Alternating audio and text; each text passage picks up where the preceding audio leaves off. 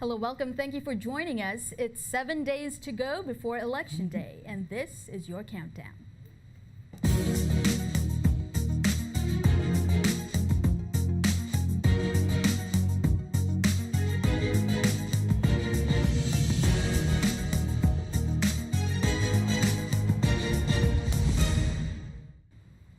Welcome. You're watching Decision 2018 Countdown, Mondays through Thursdays, 7 p.m. via Channel 4 and 504 and streaming live on Facebook. We have different guests coming in to give us various perspectives on how the election is going so far. And today we have former Senator Roosevelt David. Senator, welcome. It's my pleasure. All right, so Senator David, many of you know him because he was a 5-term senator, won 5 times consecutively, spent 10 years in the legislature. He ran in 1996 and then finally decided to leave the legislative life in 2007, I think. Well, January of 2007. Right. So I served out my last term. 2006. Yeah. Right. And then you have a radio show on WSTA, Pass It On, Mondays and Thursdays, yes, 10 a.m. to 12 noon. Yes. Mr. David is now also in real estate with John Foster Real Estate. So, and your slogan when you were running was touching lives. Touching lives, touching lives. Yeah. All righty. So let's get right to it. This is not the election that you ran in 1996. When you look at the election right now and how candidates are running and the strategies in their campaigns, would you say it's different, or is it the same, with the same different cast of characters but the same kind of occurrences? The principle basically is the same, but technology has evolved, and you find more candidates are using technology and particularly Facebook. Right. And so a lot of that is of the candidates, their platforms and what have they, their proposals, their measures, their conversations take place on Facebook. Yeah. Whereas during my day, it was touching lives, going from house to house, meeting people, telling them exactly, you know, what you intend to do, what you have done on radio, in the newspaper, speeches of this nature. And so, in this respect, technology has really is playing a role now that didn't play a big role, and that didn't play such a role in my time. Right. Yes. What are your impressions of the current senatorial race? I get the impression that there are newcomers coming in who are beating out the incumbents. On St. Croix, we have Alicia Barnes and Alison de Gazon, both newcomers to the Senate race, and they dominated the results over there. And then over here, Donna Fred Gregory also came out on top. What does that say about this particular race for the legislature? What we are seeing and experiencing is that the voters seem to be anti-incumbent at this point in time. Yes, and they feel that they had not done enough work, that they have not produced, they have not done the things that they said they were going to be doing, and whether they're right or wrong or correct, the voters would determine that on that day, November the 6th. But it's a pretty interesting race ongoing now, both gubernatorial and senatorial. Yeah. And what are your impressions on the gubernatorial race? There are also a lot of senators who decided to leave their seats to run for governor. What does that say? Like 7 gubernatorial tickets. That's a lot. Yes, yes. Well, as I speak to them, and I speak to all of them, the consensus you get is that they're not happy with what we currently have. You mean the ones that are running against Governor Mapp? I guess, yeah. And that's basically the reason that they're running against Governor Mapp. They feel that the team has not been productive. They feel that they could do a better job. They feel that enough jobs have not been created, and that they need more transparency. A number of issues, and you hear this as they campaign, and there are a number of forums that have been held, and they speak out. They speak out. And do you agree with voters that perhaps the current administration, including the legislature, may not have done what they said they would do, may not have done enough to earn the trust of the voters back? Well, where the legislature is concerned, I think that they've made some errors. When the public speaks, you must listen. One of the reasons that the public is very unhappy with the legislature is the fact that when the sin tax legislation was being proposed, there were a lot of people who were against it. They spoke out against it, and petitions were circulated, and people testified against it. People called into the radio talk shows, and nonetheless, the senators still passed it. So that didn't make them happy at all. And people feel that they didn't pass legislation that would generate the kind of monies that would help to enhance the quality of life for the people of the Virgin Islands. And so you'll find that they have to campaign hard against those who have come up against them. And at the end of the day, I always say, it depends on the quality of the campaign, how your message resonates with the people. If you have a message that comes across to the people and that's believable and it's practical and you're going to show how it's going to be implemented, how it would improve the quality of life for you and your family and the rest of the community, people buy into that. Right.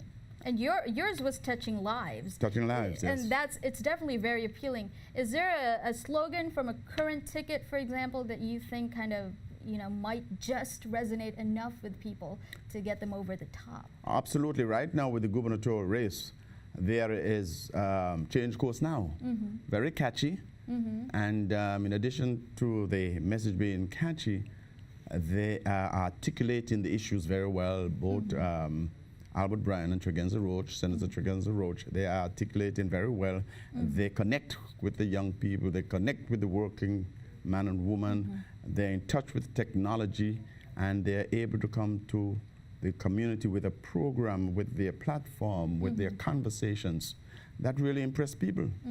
And I see them really being a very popular team at this point in time. Yes. Right. They're certainly one of the favorites. Oh, but definitely. Would you say that, you know, there's always this notion that the incumbent has an advantage? Do you think that the momentum that the Brian Roche campaign is gaining is enough to topple the advantage that Governor Mapp and Lieutenant Governor Potter currently have? Absolutely. Their message has resonated very well, particularly on St. Thomas and St. John. And they are believable. As you know, they won the primary, and it was a hard-fought battle with the Petrus team and they eventually united. Brian team and the United. You've never seen anything like this before, where all the Democratic teams have come together and have pledged prior to that they'll support each other, and they have really held on to that. And they're very active in the current campaign. Absolutely, and I think that has helped the Brian Roche campaign, without a doubt. Do you also think that the Mapp administration is being judged, and albeit maybe a little unfairly, because of the current hurricanes, the hurricanes that just passed in 2017? Well, no, I don't think so, because you have to also look at prior to the hurricanes, what had happened. Has the deficit grown? Yes, it has.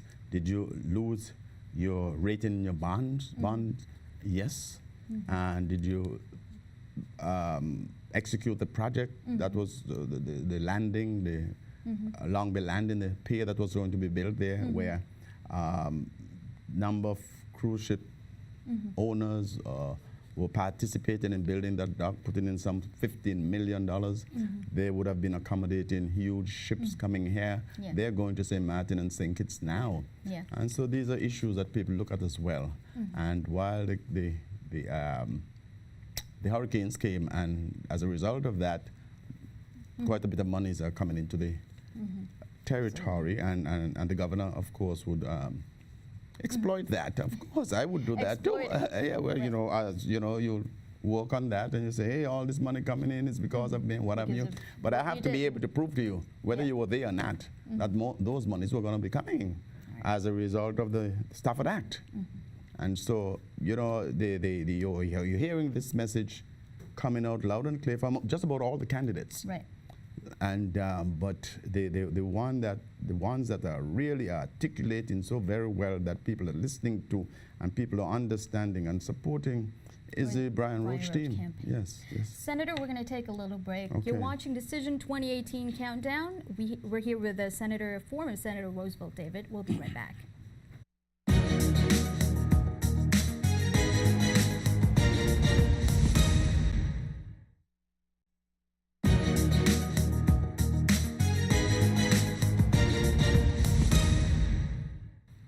Welcome back. You're watching Decision 2018 Countdown. 7 days to go until Election Day. We're here with former Senator Roosevelt David. Now, Senator, earlier we were talking about the differences in the election that you ran in 1996 Yes. and the current way that, that candidates run their campaigns. We talked about several other topics as well as your impressions on the senatorial race, gubernatorial race.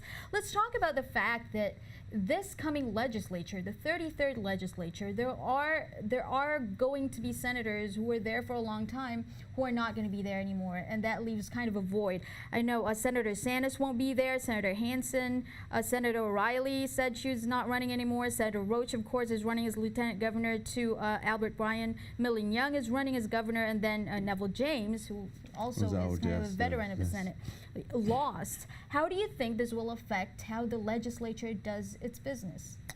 There is a tremendous void there.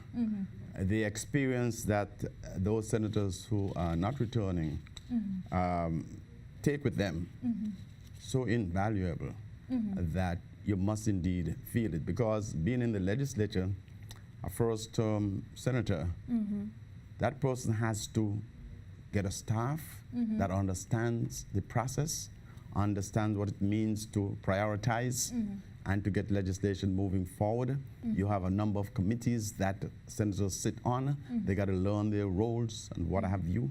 And so those senators with all this experience that have gone, it certainly is going to impact the legislature in a big way.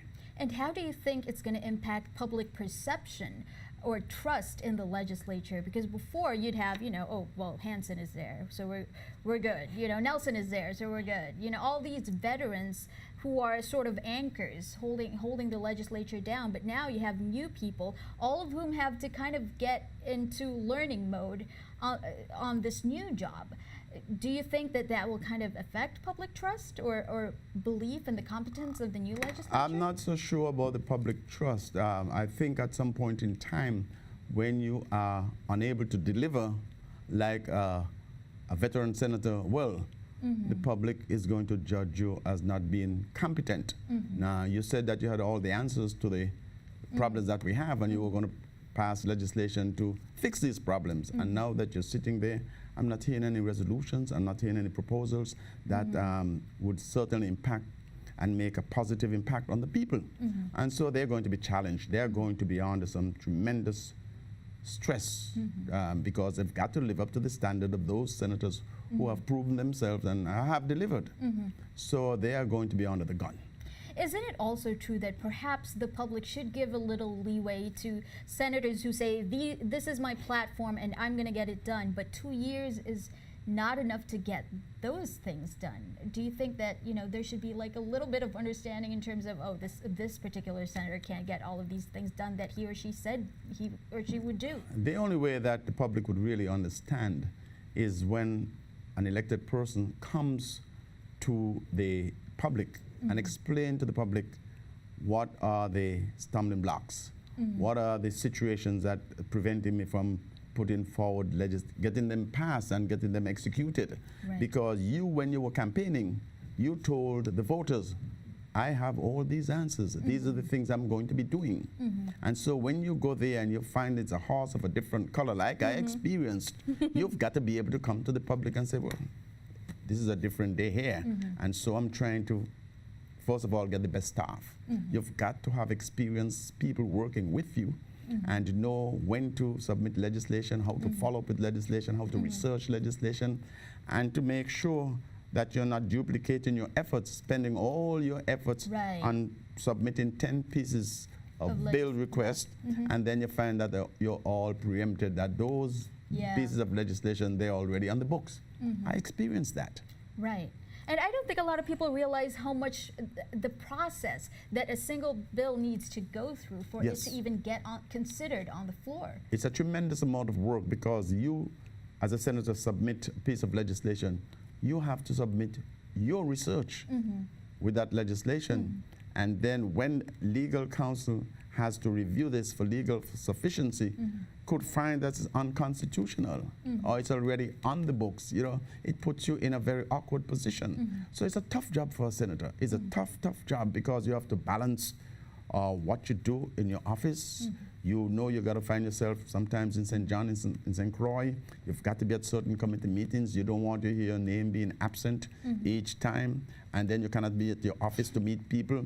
People want to come to see their senators every day and don't understand that if you didn't make an appointment, you're not likely to meet me there because I have a committee meeting in St. Croix. And then when they didn't get an opportunity to see you, you pay for that, sometimes at the polls, to your detriment. And then that pressure doubles on election year, right? Because now you have to campaign and show your face in different events, and at the same time, you need to make sure you're not leaving behind the work that you were elected to do. Absolutely. I find senators who are successful are those senators who are able to communicate with the public and frequently go out into the public, talk to the people. People want to see you. People want to hear you. People want to feel you. But you must indeed let the people know what your roles are and what your shortcomings are. Right. Because some people believe that a senator has the authority to go and pave a road for you when that's the executive branch function. Only the Commissioner of Public Works has the authority through the executive branch to pave your road. What you do is appropriate the monies for that purpose, and you're just appropriating, you're authorizing the spending up to a certain amount of money. Which is power too in itself. Of course it is. You know, you could say, well, I did appropriate and I got my colleagues to support this appropriation of maybe $500,000 for a particular project, but you don't have the ability or the authority to execute it, only the executive branch. And so there's this mixing up, and you don't have enough time being spent differentiating and explaining to the public, I could only go this far. And all I could do is to make a courtesy call to the Public Works Commissioner, to the DPNR Commissioner, to the Police Department, of things of this nature. But my role ends when I pass that legislation. I will try, I will call, but I don't have the authority to execute. Senator, we're going to take a little break again. We'll be right back. We'll try to circle back to this topic. Decision 2018 countdown. We're here with former Senator Roosevelt David. We'll be right back.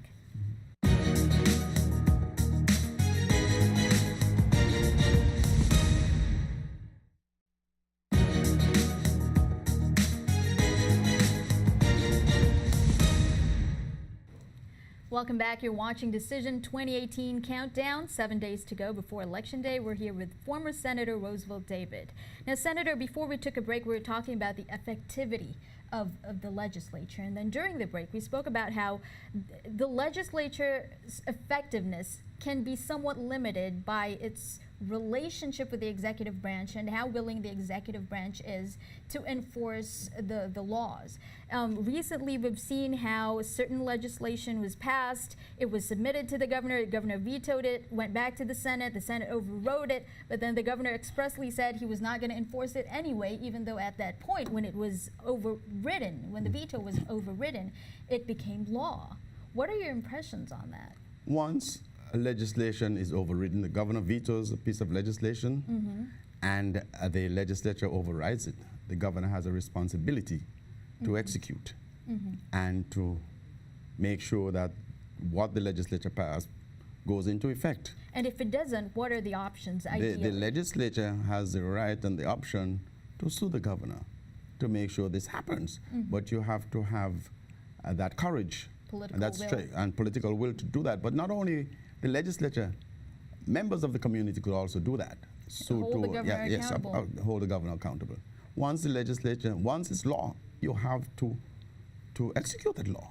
You cannot violate that law. Otherwise, you're in violation of the divine right of the people. Now, is this a trend that's particular to this particular administration alone, or has this happened when you were senator?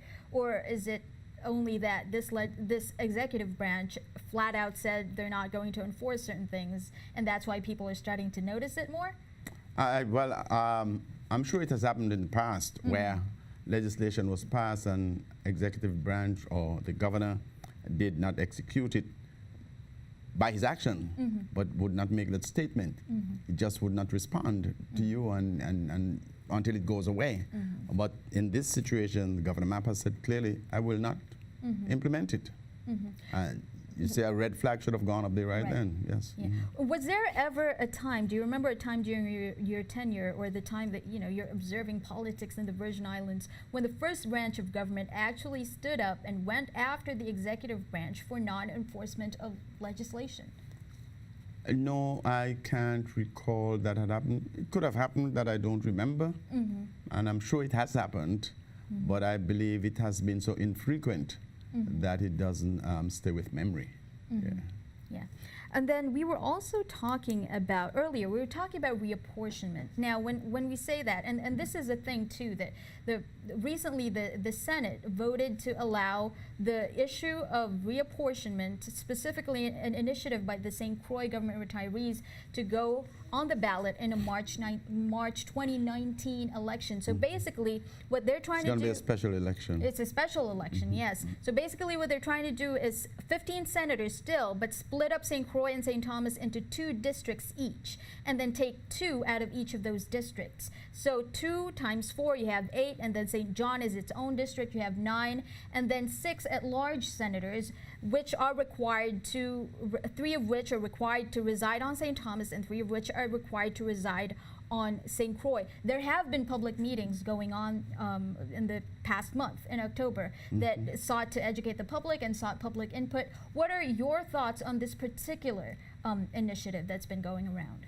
Well, I'm not quite sure because I've not studied it. I happen to have been in St. John at a committee of the whole meeting where that issue was being discussed, and I heard a number of senators who castigated it and were not in support of it. And one of the points that they brought out, that if it's one man, one vote, then you have to have proper apportionment with respect. For example, one senator claimed that if you're going to give St. John one senator, its own senator, with 4,000 votes, then you probably have to give St. Thomas more 10 each, based on the one man, one vote principle.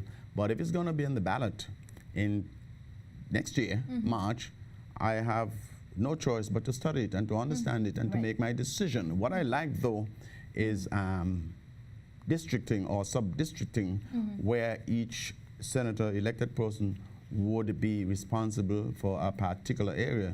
And so you're held accountable for your actions or non-actions. And that is something that I pushed for when I first got elected in the 22nd legislature. And but it had not gone anywhere. There are other people who were pushing other initiatives, such as numbered seats.